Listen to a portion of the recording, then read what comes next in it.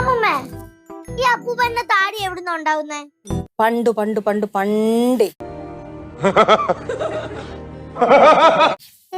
മൊബൈലും കമ്പ്യൂട്ടറും ഒന്നും ഇല്ലാതിരുന്ന കാലത്ത് കുട്ടികളൊക്കെ പാടത്തും പറമ്പിലും ഒക്കെ ആയിരുന്നു കളിച്ചോണ്ടിരുന്നത്.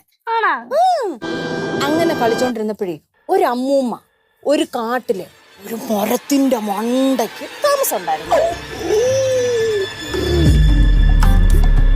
അല്ല, ഈ കാട് മരത്തിന്റെ മണ്ട ആ ഒരു ആംബിയൻസ് ഉണ്ടായിരടാ കേട്ടോ മോളെ, മക്കള് കേക്ക്. ആ അമ്മൂമ്മക്ക് 200 വയസ്സുണ്ടായിരുന്നു. 200 വയസ്സാ? 200 വയസ്സ്. ആ അമ്മൂമ്മക്ക് മരണമില്ലായിരുന്നു. എന്താ പറഞ്ഞില്ലാത്ത? അതങ്ങനെയാ.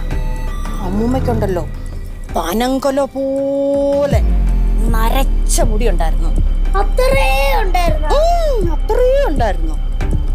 അങ്ങനെ ഒരു ദിവസേ കുറേ കുട്ടികള് ആ അമ്മൂമ്മ താമസിക്കുന്ന മരത്തിന്റെ ആ കാടിന്റെ അവിടെ കുട്ടികൾ കളിക്കാൻ പോയിട്ട് ഒരു ഓലപ്പന്ത് വെച്ച് അവര് പന്തുണ്ടാക്കി ഇങ്ങനെ എറിഞ്ഞു കളിച്ചപ്പോ ഈ പന്ത് ആ കാട്ടിലോട്ട് പോയപ്പോ ഈ കുഞ്ഞുങ്ങൾക്ക് ഭയങ്കര സങ്കടമായി.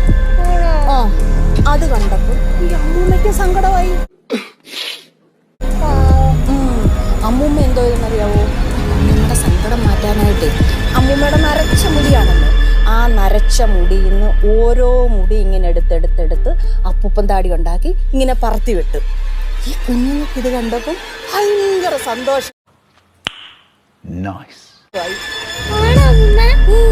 പിന്നീട് എന്തോടുത്തെന്നറിയാമോ അമ്മൂമ്മ, എല്ലാ വേനൽക്കാലത്തും ഈ അമ്മൂമ്മ കാട്ടിലിരുന്ന് ഇങ്ങനെ അപ്പൂപ്പൻ താടി ഉണ്ടാക്കിയിട്ട് ഇങ്ങനെ പറത്തി വിടും.